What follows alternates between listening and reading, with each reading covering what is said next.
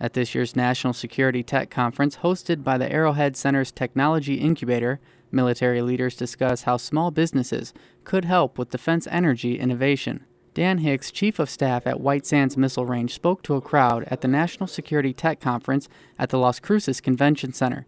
Hicks says twice a year soldiers test new technologies at White Sands Missile Range to find out if they can be used in combat areas like Afghanistan and Iraq. Where a whole brigade set of soldiers will take these new technologies and go out into the field and utilize them and demonstrate them and get some test data on their performance.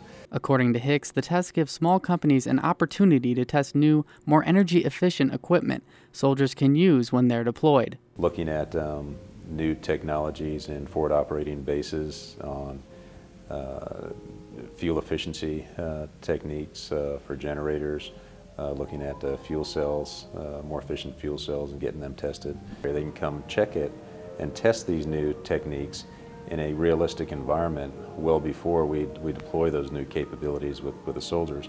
Hicks contends right now is a great opportunity for businesses to work with the military to try and help the Department of Defense reduce its energy consumption. Because the budgets are so tight in the Department of Defense, it's kind of we're more reliant on some of the small business owners' entrepreneurial spirit to be able to say, hey, here's still a need that the Department of Defense has, here's still a critical gap and shortfall that we have.